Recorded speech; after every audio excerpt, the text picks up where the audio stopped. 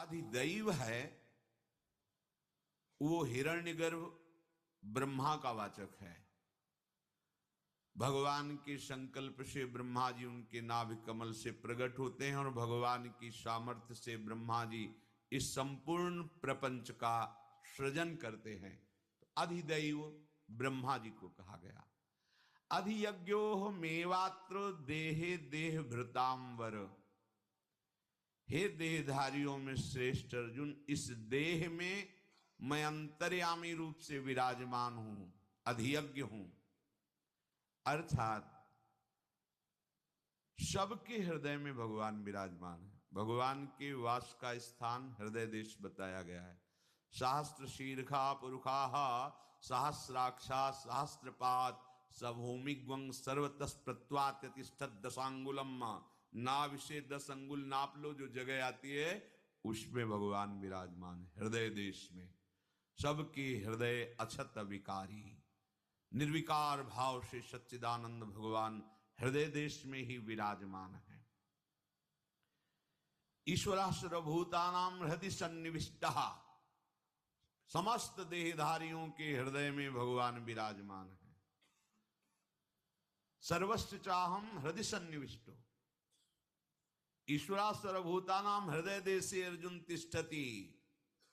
जहां भी देखो भगवान वर्णन करें मैं हृदय में, कहीं और बाहर खोजने की जरूरत नहीं है। इसलिए अंतर्मुख होने की जरूरत है। बाहरी क्रियाओं से भगवान को नहीं खोजा जा सकता। क्रियाएं करते करते जब अंतःकरण पवित्र हो जाता है तो अंतर्मुखता होती है। किसी क्रिया से भगवान को नहीं पाया जाता, निष्क्रिय होकर के, और हमारा स्वरूप निष्क्रिय ही है। जब हम अंतर्मुख होते हैं, नाम रूप लीला धाम का आश्रय लेकर के, तब वो हमारे हृदय में ही प्रकाशित हो जाता है। नारायण या गौर श्याम को हृदय निकुंज बसइए। हृदय ही निकुंज हो जाता है और नित्य बिहारी श्यामा श्याम निरंतर उसमें रास विलास रत रहते हैं। अहमेव अत्र, भगवान कह रहे हैं अन्य योनियों में भी मैं हूं, पर उनको यह अधिकार नहीं है कि वो हमारा चिंतन करके हमें प्राप्त कर सके। वो केवल अपने पूर्वकृत कर्मों का भोग भोगेंगे बस।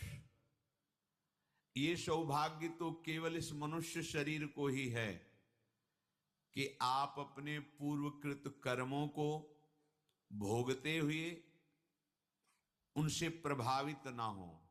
अनुकूलता आवे तो हर्षित न हो, प्रतिकूलता आवे तो शोकित न हो। ये तभी हो सकता है जब भगवद आश्रय है और भजन है।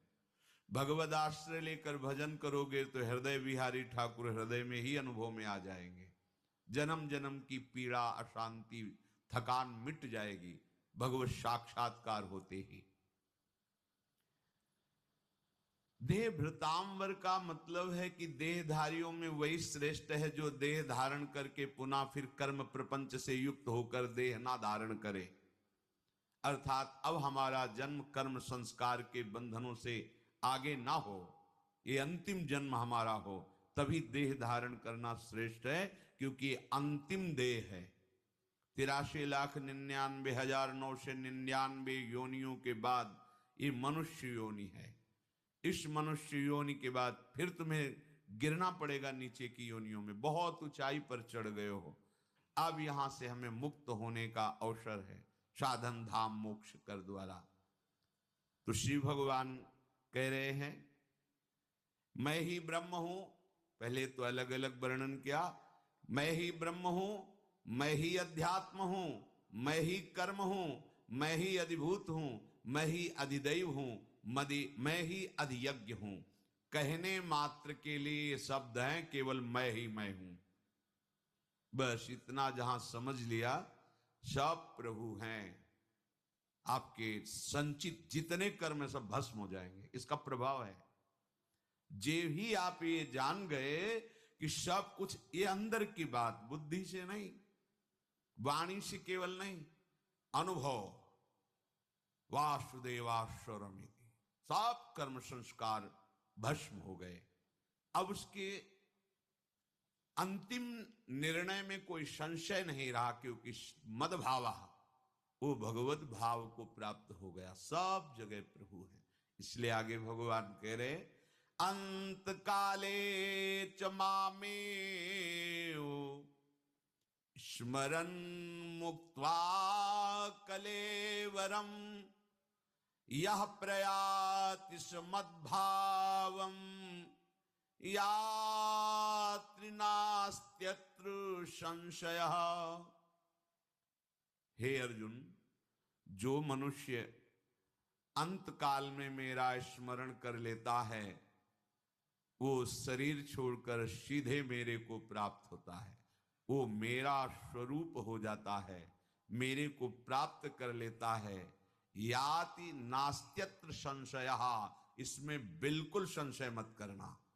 वो भगवान कृपा करके बता रहे, संशय मत करना, क्योंकि जीव का स्वभाव है ना संशय कर लेना।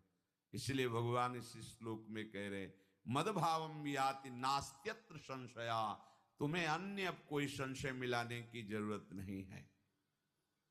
अंत काल में मेरा स्मरण करते हुए जो शरीर छोड़ता है, इसका तात्पर्य हुआ कि जीवन तुम्हें भगवान की प्राप्ति के लिए मिला है।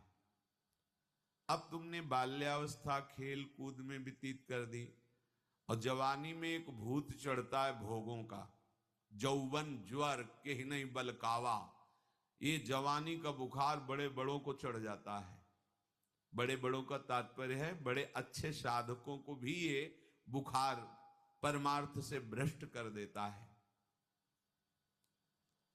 जवानी चली गई, प्रमाद स्थिति में कुछ भी परमार्थ किया नहीं। अब उसे सत्संग के द्वारा पता चला कि अरे इस जीवन को तो मैंने नष्ट कर दिया और इस जीवन का उद्देश्य है भजन करके भगवत प्राप्ति करना। तो अब जितना समय तुम्हारा बच रहा है उतना समय प्रभु में लगा दो, तुम्हें संशय करने की जरूरत नहीं, भगवत प्राप्ति हो जाएगी। ये बात समझ लो। ये बहुत छूट दे रहे हैं भगवान कि अब जैसे जो प्रपंच में समय व्यतीत हो गया 60-70 वर्ष की अवस्था, अब क्या करूं, अभी चांस है, अभी भगवत प्राप्ति हो सकती है। अभी आप संकल्प करो, दृढ़ निश्चय करोगे, अब नहीं, अब केवल भगवत प्राप्ति। अब बस एक ही सौदा होगा, प्रभु से मिलना। अब अपनी श्वासों का सौदा भोगों के चिंतन में नहीं देंगे। बस अपने को असमर्थ समझकर मेरा आश्रय लेकर जीव ही मेरे भजन में लगेगा तो चाहे जितने मिनट हो उतने में भगवत प्राप्ति हो जाएगी। बहुत बड़ी छूट है।